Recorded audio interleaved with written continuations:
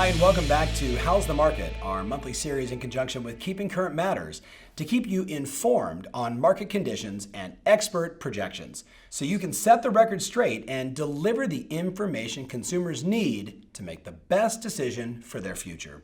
In this series, we've talked a lot about how to calm the fears of potential clients.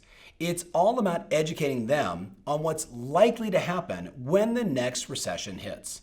So today, I've got some alarming statistics for you on why this is so important. Recent Realtor.com data shows that 53% of home shoppers expect a recession to occur sometime in the next 16 months or by the end of 2020. Okay, that's a lot. So what does that mean? It means that at least 1 out of every 2 people you talk to are concerned about a recession happening in the near future. Think about that. 1 out of 2 people. You talk to a lot of people every day, or at least you should be, and more than half of the people you talk to have the threat of recession hanging over their heads and weighing on their real estate decisions. Now let's dig deeper into that. When those same consumers were asked if the U.S. housing market will fare better or worse than the 2008 recession, 57% said it will be the same or worse than 2008. Think about that. 57% of consumers believe it's going to be the same as 2008 or worse. Now, of course, you and I both know that's not what the experts are predicting this time around. Not even remotely close. So that's an extremely dangerous perception that needs correcting. But who's going to do it? The news media isn't suddenly going to reverse course and make a point to calm everyone's fears. We both know that's not what they do. No, they're going to keep stoking that fire in the name of attracting more eyeballs. So, my friend, that responsibility falls squarely on you as your market's local knowledge broker. Why is it, you may ask, in your best interest to accept that responsibility and take on this role? Because of one last alarming statistic. 55% of consumers say they would halt their home search if a recession occurs. 55% said they would halt, they would stop. They're not going to be looking for properties if a recession occurs. Now that's according to Realtor.com. Imagine if more than half of your prospects suddenly vanished or ghosted you or stopped responding just because of a slowdown in the economy.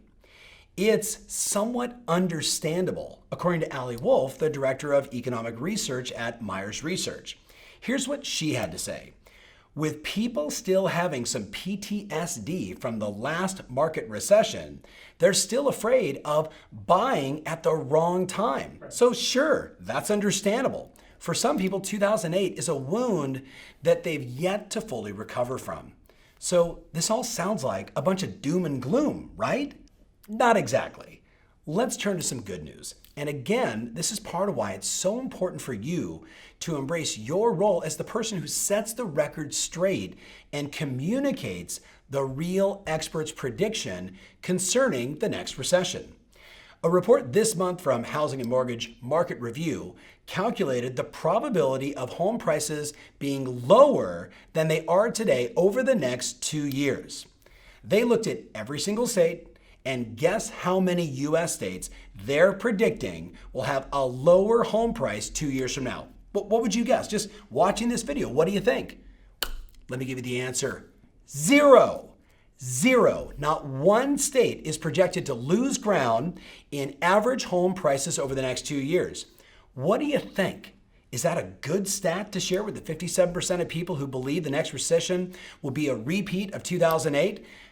I would say yes. You need to be screaming that from the rooftops, in my opinion.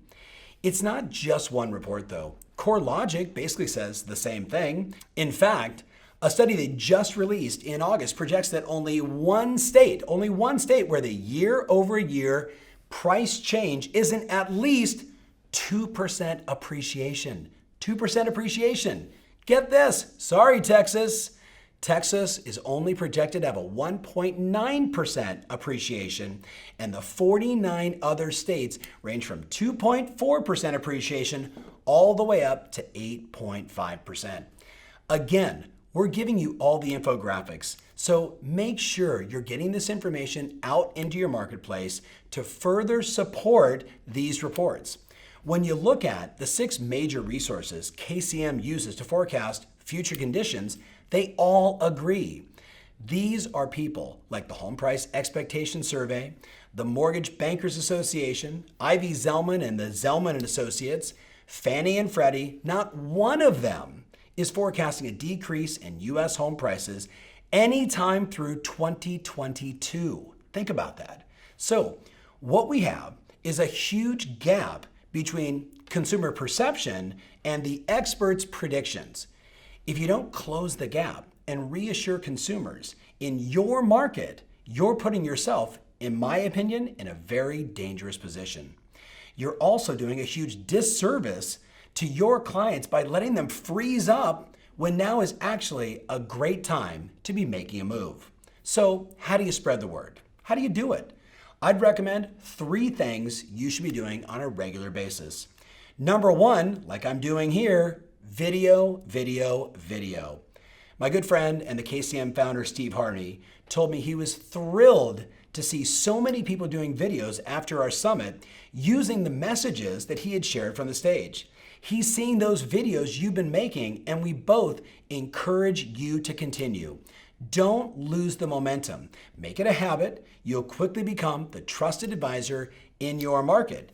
And I gotta tell you, a side note of one of my personal clients, she shot a video explaining what's going on, what consumers are thinking, and then what the reality is. And guess what? The first time she put it out on Instagram, she had over 690 views of that video. I told her, hey, not bad for a Sunday, do it again 4 days later. And the second time she did it, she got over 1,100 views. Think about it.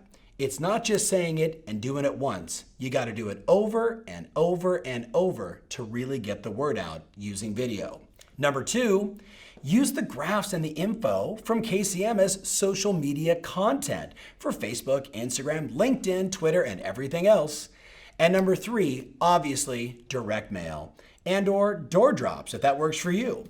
Make sure you're getting this information into the hands of people in the territories and geographic farms that you serve. Look, the more people you spread the word to, the more consumers' fears subside, and the more people start to view you as the trusted expert for the next time they buy or sell a home. So get this good news out there, and I look forward to seeing you next month.